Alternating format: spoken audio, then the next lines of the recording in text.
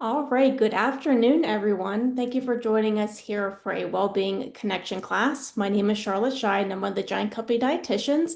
And we have a special guest speaker today, who is Megan Dixon. She is one of our pharmacists at the Giant Company, and we're super excited to have her here today for this class. So for this September series for the Wellbeing Connection, we are going to focus all on immune health, which is very important this time of year. It's really great to build our immune systems because all the germ sicknesses are on its way. So we're going to be focusing on that. And more specifically for today's class, we are going to be focusing all on about aging. So the older adult and really building that immune health, which is very important.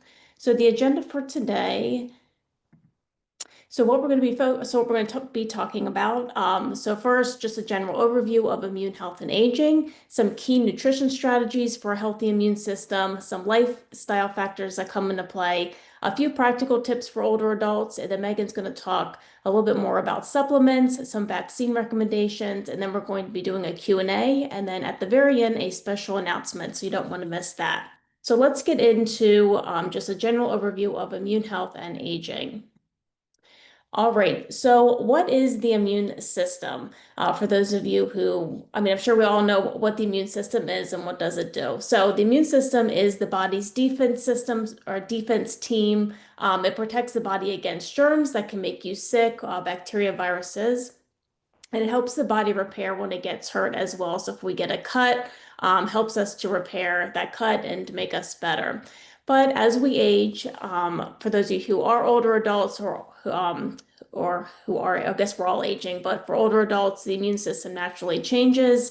Maybe if we have a cold, it takes us longer for us to feel a little bit better, or whatever virus that we have. So as we age, our immune systems definitely change. We may have a slower response to infections and then more inflammation.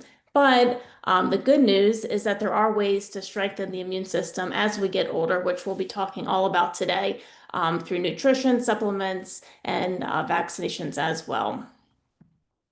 So some key nutrition strategies to think about if we're trying to build up our immune system.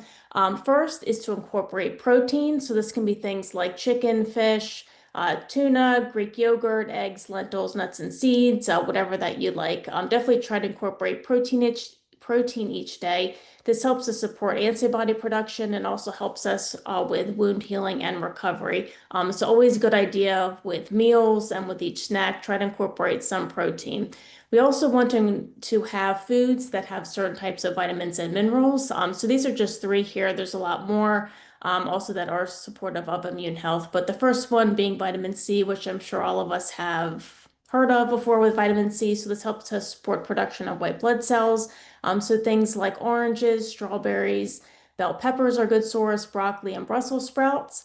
Also, vitamin D. So a lot of times we do not get enough vitamin D, but vitamin D is important, helps to regulate our immune cell activity. So sources of that, so there's not a ton of food sources of vitamin D, but for the ones, if anybody attended the class yesterday, we talked all about mushrooms, and mushrooms are definitely a good source of vitamin D, but things like salmon, tuna, some fortified products, with milk and orange juice, and then of course mushrooms. Then we have zinc. So zinc is essential for immune cell development. So pumpkin seeds, beef, chicken, turkey, egg, to name a few of the sources of zinc. So always want to incorporate foods with those vitamins and minerals to keep our immune system strong. Also, to think about healthy fats as well. So unsaturated fats, so our monounsaturated and polyunsaturated fats, and omega-3 fatty acids. So this helps to build strong cell membranes, can help to reduce inflammation, also aids in nutrient absorption, and is really supportive of gut health, which we'll talk a little bit about gut health in a few slides. So our sources, chia seeds, which have become kind of popular to put in different types of recipes, avocados. I know in our house we love our avocados, but that's a great source of healthy fat, olive oil, fatty fish like salmon, walnuts, and hemp seeds, to name a few food sources of those healthy fats. But again, some strategies, definitely incorporate protein, incorporate foods with these vitamins and minerals, and then healthy fats. So let's talk a little bit about more key nutrition strategies. So also, I'm sure a lot of you have heard about gut health and maybe the immune system, But we also, when we're talking about immune health, to focus on gut health, because actually gut health and immunity are deeply connected, and 70% of the body's immune cells live in the gut. So that gut microbiome, a lot of different research going on how everything's connected, which is super interesting. But the gut lining helps to keep those harmful germs out while allowing beneficial nutrients in. So we want to keep that barrier really strong. And the diverse gut microbiome helps to prevent infections and also balances immune responses as well. So again, when we're thinking about the immune system, always think about the gut. So foods for gut and immune support, I'm sure a lot of you have heard of these, but like probiotic foods. So this can be yogurt with live and active cultures, kefir, if we're talking about prebiotic foods, which kind of act as food for the healthy bacteria in the gut. So things like bananas and oats, garlic's a good one, onions, leeks, beans, and apples, which are coming into season. And then our fiber-rich foods as well. Fiber is really beneficial for that gut microbiome and bacteria. So whole grains, legumes, and then fruits and vegetables. And of course, healthy fats as well, being supportive for that gut. So it helps to reduce gut inflammation. So when we're thinking about key nutrition strategies for immune health, definitely focus on these. And I just wanted to just show some products for immune health. If you've already not seen these in stores, but salmon, so being a good source of that healthy fat. So these are the individual salmons that are really nice if you're pulling them out for a sheet pan meal. That's a good one. I always keep this trail mix in either my purse or my car, but these omega-3. So it's a blend of almonds, walnuts, and pistachios. That's a good one just to have on the go, but really helps incorporate some fiber and then healthy fats. We have our Nature's Promise chia seeds. Frozen strawberries, which you can use any time of the year, but that's a good source of vitamin C. We have our whole milk yogurt, the vanilla, or you can get the plain, but that's a good source of the probiotics. And then some other ones down here with the broccoli and eggs, some quinoa for fiber, pumpkin seeds you can throw in a parfait or whatnot, some garbanzo beans or chickpeas, which is a good source of fiber to really benefit that gut microbiome, and then chicken as well, the individual portion. So we're thinking about products and immune health, and next time in store, definitely you can check these out. And of course, there's a lot more to look at too, but definitely keep these ones in mind. And some lifestyle factors to think about when we want to be supportive of our immune health. So definitely stay hydrated with water. Sometimes I think it's really hard or can be hard to stay hydrated with water, but if you want to kind of switch it up to make things more flavorful, definitely consider to infuse water with some produce or herbs. If you're kind of getting stuck in a rut and kind of getting sick of water, there's many different ways to make it taste very flavorful.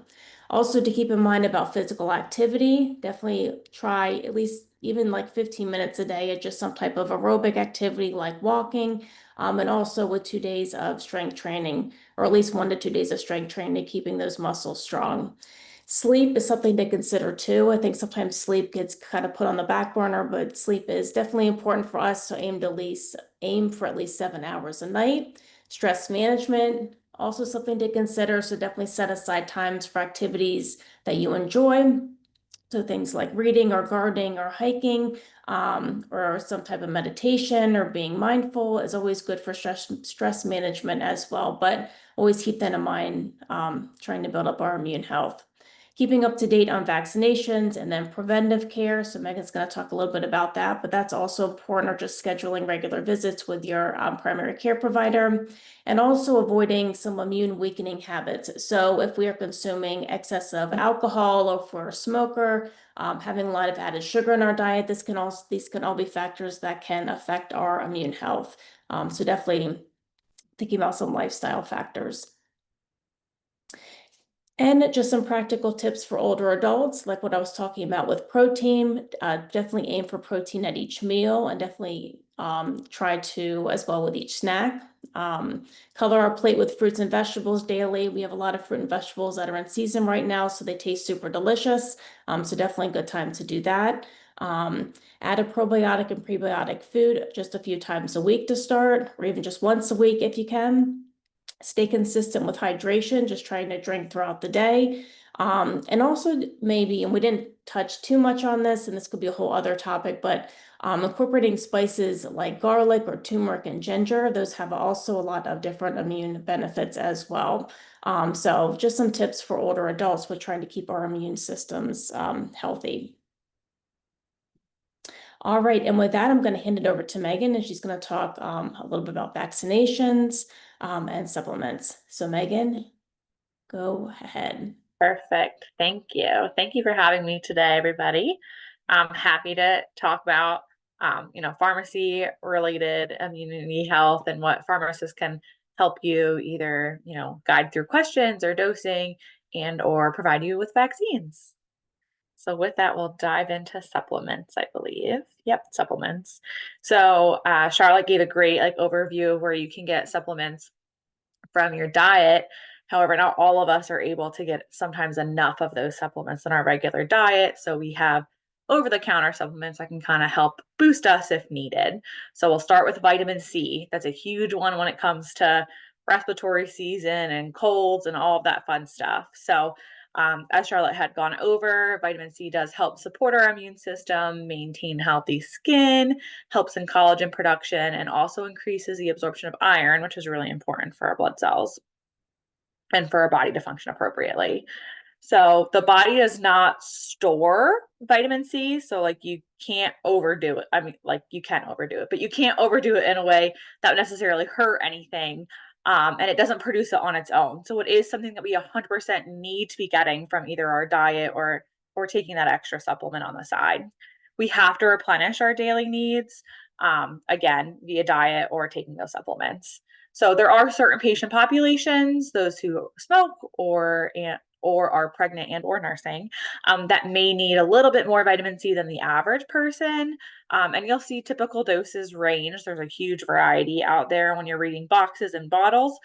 You'll see anything from 100 milligrams to 1,500 milligrams, just depending on if you're taking a tablet, a chewable, there's lozenges, there's a whole bunch out there. So depending on how you're taking it will depend on how your body absorbs it. So the dose may differ. There are common side effects, especially if you overdo it. So if you are taking too much vitamin C, you may get a very upset stomach, some diarrhea, or even throwing up. So you can tell when you're overdoing it with vitamin C or if you've taken too much. It is best taken with a meal. Some patients or individuals have a little bit more of a sensitive stomach than others. So if you know that you're one of those people that things tend to bother your stomach, just make sure if you're taking a vitamin supplement that you're eating with it. And does it really work? Does it prevent cough and colds and all of those things? So studies in the data have shown that it doesn't prevent colds or illnesses when you take it as a daily supplement. However, if you take it as a daily supplement or take it when you're not feeling super great, it can reduce the duration and or severity of colds. So it may help, shorten it or make it not as bad as it could be, which is a plus. So always a positive. And plus, you need it for a bunch of other things in your body. So it's always good to take. An additional supplement that you hear a lot about and is in a lot of immune health products is zinc. So zinc is an essential nutrient and trace mineral. It can also help support healthy skin, wound healing, as well as providing the body with antioxidant support to protect our cells from something called oxidative stress. So the antioxidant activity helps to support our natural immune defenses that we have going on in our body and are good for immune cell production in our body. So we can get zinc, as Charlotte had gone over, from plenty of places in our diet, but there are some people, again, who just can't get enough of it through food. And therefore, we do have zinc supplements. So as a supplement, there is no quote max dosing according to any prescribing information out there. However, dosing is typically individualized on a patient or person's clinical conditions, their nutritional requirements, and any kind of contribution of dietary zinc through your foods. So if you're somebody who's eating enough of those food groups, you may not need to take any zinc supplement. But if you have certain medical conditions and absorption issues in your gut, you may be somebody who needs a little bit of extra help. So always talk to your primary care provider before starting to take zinc or even vitamin C for that matter, or vitamin D or anything like that. You want to make sure you're never overdoing something. But just make sure you consult, make sure they're okay, and they'll typically give you a dose to start with. A typical dose of zinc is in the form of zinc sulfate. So it comes in a couple different forms, but zinc sulfate, you'll see a 50 milligram once daily tablet out there on the vitamin shelves, and that has about 23% of like elemental zinc in it. So that's a typical dose that you'll see though. Common side effects with zinc. Again, we see that nausea and upset stomach. So, very common. It can cause gastric distress, vomiting, and loss of appetite. So, we see that upset stomach with zinc, as well as dizziness and headaches, too. So, that's also associated with taking zinc. They're typically associated with taking too much zinc. So, again, your body will tell you if you're overdoing it, which is a good thing. Like, we like to see that, and it's typically only if you're taking too much for a prolonged period of time. Again, some individuals are a little bit more sensitive than others. So you could take one dose and be, oof, that hurt my stomach or anything like that. So if that is the case and you are somebody who may need the supplement and aren't getting enough from our regular diets, then just make sure to take it with food on the side, and that'll help some of the gastric distress or upset stomach that we get from it. The again, does it really work? So, studies and data have shown supplementation with zinc may have little to no effect again on preventing colds, but may reduce the duration of ongoing colds. So, a lot of times you'll see zinc in products such as Zicam, Coldies, or things like that, that you want to start as soon as you have the onset of symptoms of cold. So, 24, 48 hours, that you'll start right away, and you'll continue to take it as the directions on that product, through the duration until you feel better. So there are a ton of different dosage forms to choose from. No guidance on which is best to use in the studies. So always an option there though. So again, supplements in general, what do guidelines say? No clear evidence that vitamins, herbs, spices, anything, homeopathic truly prevents coughs, colds, flus, anything like that. So, best to do your regular hand hygiene, social distancing if you're not feeling good. Don't share your germs with others. Stay home when you're sick, all of that fun stuff, in a supplement form. However, we do have preventative vaccines that can help, and studies have shown that they are effective. So, just a general slide here on immunization recommendations. You'll see respiratory seasonal vaccines. We always hear about flu and COVID. Other respiratory routine vaccines that you don't need every season, but depending on medical conditions or your age, they would be recommended. So, pneumonia and RSV, or respiratory syncytial virus. Other routine recommendations that I'm not going to talk about today in depth, but you want to make sure that you're up to date on Hep B, or hepatitis B, sorry, your shingles shots, and as well as your tetanus boosters. So we'll start with diving into flu. So who is most at risk for severe cases of the flu? Typically adults who are 65 and older. Unfortunately, our immune systems just don't work super great. And then itty bitties, I call them our little friends. So children younger than 2 years of age. So even if you're in that older than 2 and younger than 65, if you are close with any children or close with anybody who is 65 and older, it's super important that you still stay protected, so you're not exposing germs to those age groups as well. We also have patients who have certain chronic health conditions, which there's a list on the slide. I'm not going to read through it all, but this is not an all-inclusive list. So just know that this isn't just everybody, but anybody that technically has a weakened immune system or issues with their heart, lungs, kidneys, anything like that that can impair you, you're at risk for a more severe case of the flu if you were to get it. So who should get vaccinated? Everybody. 6 months of age and older, everybody should get the flu shot every season. The best time to get it is September and October. So we are here. It is officially September as of 2 days ago. So it is the time. I strongly encourage everybody within the next, 2 months, to be getting out there and getting your flu shots. And how well does it work? Because that's always the thing. Protection provided by the flu vaccine does vary season to season. So it is a prediction when we create which strains we're going to put in the shot. So it can vary how well it works in preventing, or even not so preventing, but decreasing the severity of the case of the flu that you might get. And that also depends in part on the age and health status of somebody who's getting the vaccine. So the vaccine might work better in somebody who's 15 or 16 years old than somebody who's 75 years old. That's why we have different doses of the vaccine for patients who are 65 and older. And then there's also similarity or matching between the viruses and vaccine. Like I said, it's all a prediction, and we predict in about May for the fall. So we typically do see an effectiveness of 40 to 60% with the flu, which is great for any kind of vaccine, especially when you're using, predictions a couple months out. And you may still get the cold or flu after you get the flu vaccine, but your chances of hospitalization, having severe illness, or death are dramatically reduced just from getting the shot. So, and it can't give you the flu. The flu shot cannot give you the flu. That is a myth. So you can't get sick from the shot itself. So just make sure you keep that in mind. And like I said, strongly encourage everybody to get out there and get your flu shots. Next, I think I just have one slide on COVID-19. There's a lot out there in the media right now with COVID-19, so I didn't just want to skip over it. There is much anticipated change with the latest seasonal COVID vaccines for the 2025-2026 season in terms of who it's going to be recommended for.